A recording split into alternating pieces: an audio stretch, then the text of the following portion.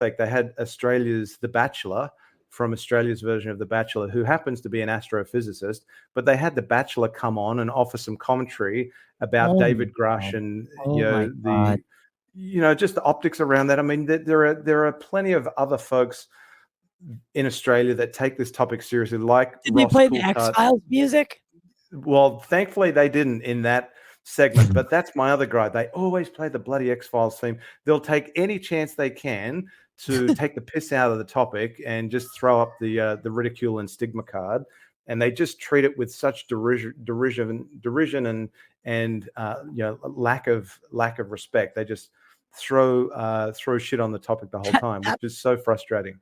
That's one thing I do love about Corbell, because the I forget the last channel that did it to him, but one of the last channels they hit him. It was him and Nick Pope, and they played the X-Files theme, and you see him come on, and he's just like, you can see that look, like, because they, like, he's like, he's pretty serious about it, and like, he's adamant that they don't use that kind of stuff if he's on the show.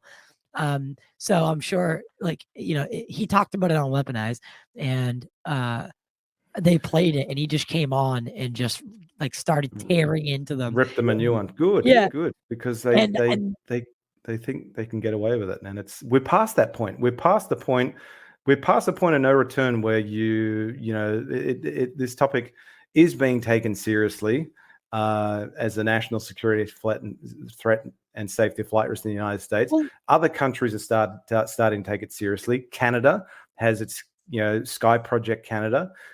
We know that Brazil has had a hearing, was it last year or the year before? You've had obviously the debacle of things happening in Mexico.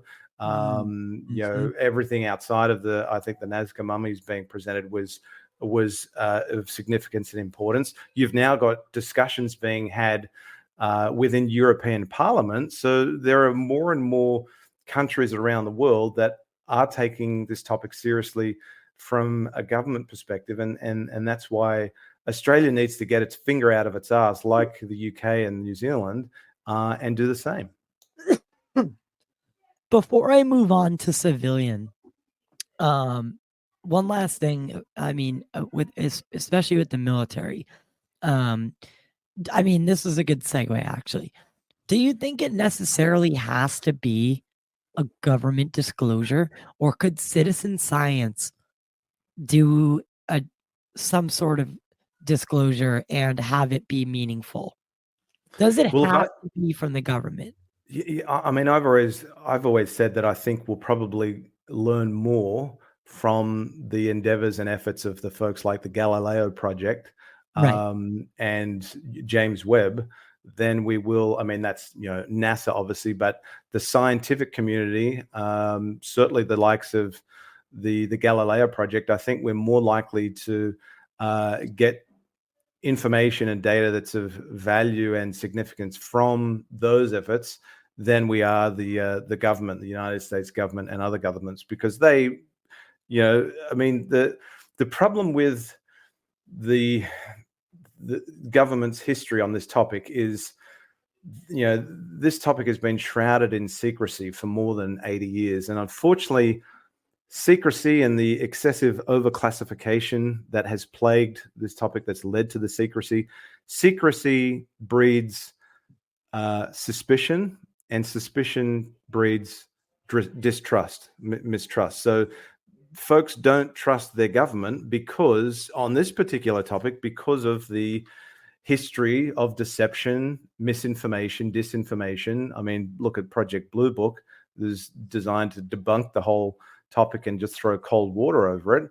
I don't think it's unreasonable to think that we'll get more information that helps move the needle along and open source it to invite the broader academic and scientific communities, who largely are still being pretty silent on the topic, even though there's more in those spaces that are taking the topic seriously. But I do think it's the likes of the Galileo Project and others like, the Sol Foundation that are pushing for greater advocacy across other nations and academic scientific community to take it seriously.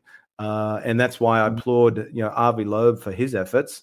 People put a lot of shit on him, but I think he's that's he's why, that's he's why he doing a good named job. it.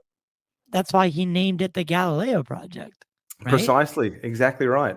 If folks didn't want to look through the telescope, and and that's Avi Loeb has, like Galileo, has the curiosity to look through the telescope and question the narrative that has long been held. Where the Earth, the sun doesn't revolve around, the Earth. It's the other way around, and we wouldn't know that unless Galileo looked through the telescope. And so that's why I think Absolutely. more folks in the scientific and academic community need to have the courage and be brave enough to take that leap and look through the telescope to examine this phenomenon.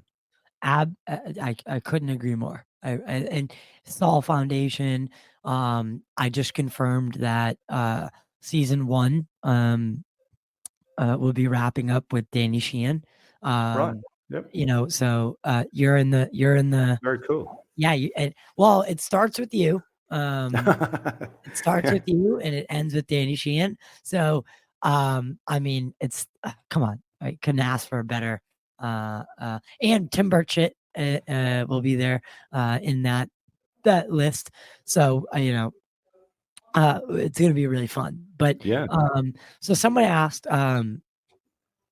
what would you consider, because I think every country, if it's a UFO documentary, and they're like honing in on the biggest case of a country, it's always called the Roswell of this country. Yeah. So Yeah. what is the Roswell? I know the answer to it.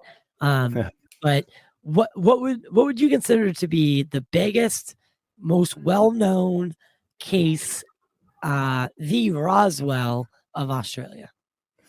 Yeah, so I would say the most renowned unresolved cold case in Australian history is the Westall flying saucer incident of the 6th of April 1966.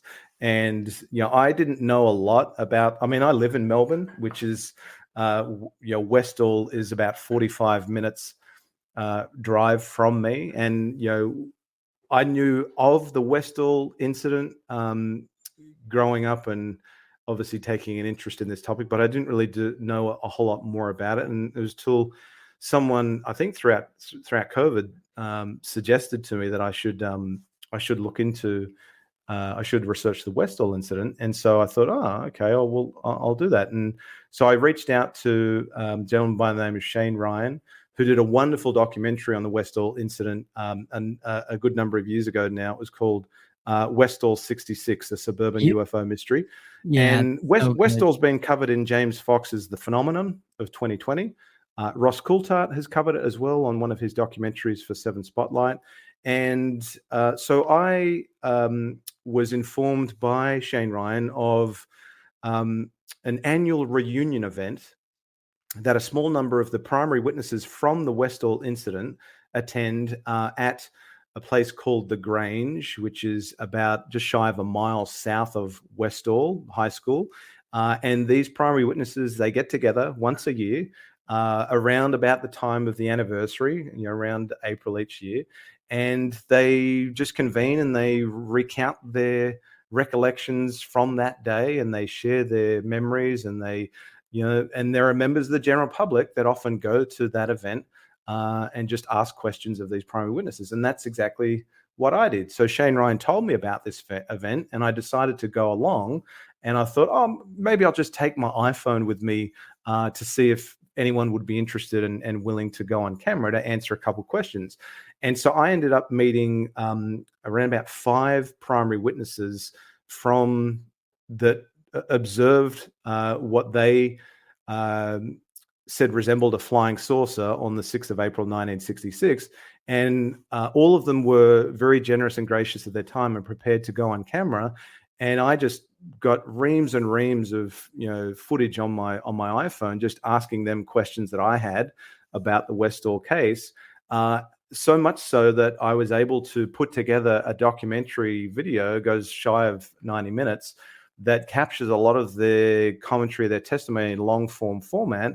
And I turned it into a documentary on the Westall, on these Westall witnesses. And it's not designed as a to be anything. I mean, I still say Westall 66 by Shane Ryan and the Phenomenon, a great starting point for folks that want to learn about the Westall incident. But I really intend it to be a companion piece to those documentaries, so that people wanted to hear from some of these witnesses directly in long form format, they could. And the Westall incident is such an intriguing one because 58 years later, we're coming up on the 58th anniversary in less than a week's time.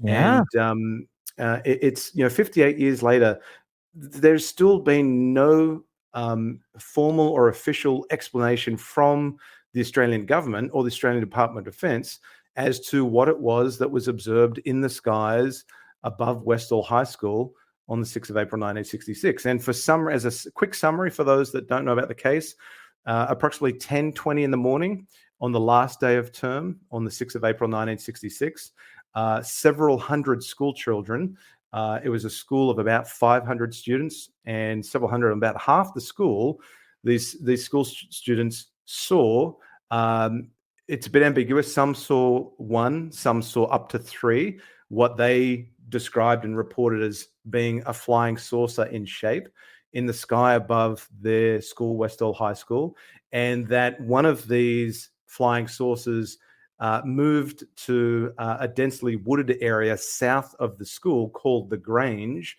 where a lot of the high school students would do their cross-country runs. And one of these flying saucers was reported or alleged to have descended to the Grange or even make contact with land at the Grange.